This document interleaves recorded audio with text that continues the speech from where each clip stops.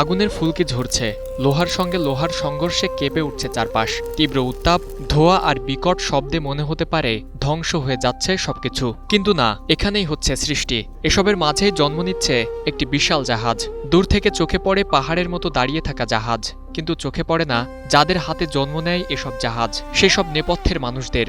যত বড় বড় শিপ আছে সব এখানে কাজ রিফারিং করা হয়। যদি একটু সমস্যা থাকে তাহলে এটা ডুবে যাবো। এই কারণে এদিক পুরার লোক পুরা নিখুঁতভাবে কাজ করে। পাহাড় সম প্রত্যেকটি জাহাজের সবখানে রয়েছে শত শত শ্রমিকের এক একটি না জানা গল্প। এটার ইস্পাতের প্রতিটি জোড়ায়, প্রতিটি ওয়ার্ল্ডিংয়ে, প্রতিটি কাঠামোর পেছনে শত শত শ্রমিকের ঘাম।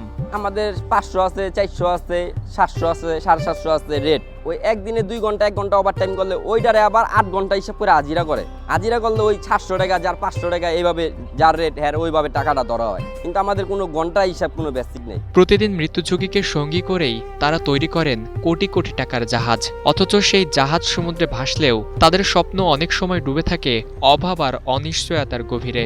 এই যে কাজ করতেছি, কাজ শেষ 5 দিন 10 দিন 6 দিন বয়া থাকতে হইব বা 1 সপ্তাহ বয়া থাকতে হইব।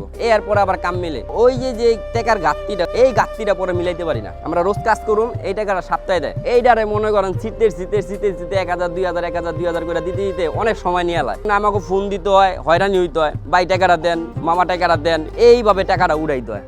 রাজধানীতে নিজস্ব জমিতে আমরা গড়ে তুলছি আপনার সুখের আবাস। Edison real estate. দেশের জাহাজ নির্মাণ শিল্প আজ বৈদেশিক মুদ্রা অর্জনের অন্যতম খাত। কিন্তু এই শিল্পের মূল শক্তি শ্রমিকদের জীবন এখনও নিরাপত্তাহীন। আন্তর্জাতিক শ্রম সংস্থা আইএলও জাহাজ সংক্রান্ত ভারী শিল্পকে বিশ্বের অন্যতম ঝুঁকিপূর্ণ কর্মক্ষেত্রগুলোর একটি হিসেবে চিহ্নিত করেছে। তবুও প্রতিদিন হাজার হাজার শ্রমিক আগুন, ভারী যন্ত্রপাতি আর দুর্ঘটনার আশঙ্কা নিয়েই কাজে নামছেন। অনেক সময় অসুস্থ হয়ে যায়, ঠিকমতো কাজ করতে পারে না, কাজে মিস যায়। হ্যাঁ, অনেক হয়েছে। একটা মাল উড়াইতে যায়, ওনার কারেন্টে ধরে লাইছে, সাথে সাথে ওখানে মৃত্যু। না, এটা কোনো কর্তৃপক্ষ নেয় না, জাহাজ কর্তৃপক্ষ নিব না, আর কন্ট্রাক্টর নেয়, এরা নিজে কই মরো বাচ্চাও নিজে কই। তাদের হাতের তালুতে জমেছে দাগ, শরীরে লেগে আছে আগুনের আঁচ। সেই হাতই ইস্পাতকে রূপ দিয়ে বিশাল জাহাজে প্রাণ দেয়। কিন্তু দিনের শেষে তারা থেকে যায় পরিসংখ্যানের আড়ালে, পরিচয়ের আড়ালে। কারণ ইতিহাসে জাহাজের নাম লেখা থাকে, নির্মাতাদের নাম নয়। অথচ এই নীরব মানুষগুলোর হাতেই দাঁড়িয়ে আছে শিল্পী, অর্থনীতি আর আমাদের সভ্যতার এক বিশাল অংশ। আমাদের এই জীবন হইলো অনেক কষ্টের ভিতর দেওয়া, আবার সুখও আছে, দুটোটা মিলেই নেই। কাজ করে অনেক সময় আন্নিতে জ্বালা লাগে। অনেক মনে করেন হাইট পড়াই, মনে করেন 20 ফুট 30 ফুট হাইট থাকে, এত উচ্চতার রশি বাইন্দা কাজ করা লাগে। ফরিদুল ইসলাম ইমন, নিউজ 24, ঢাকা।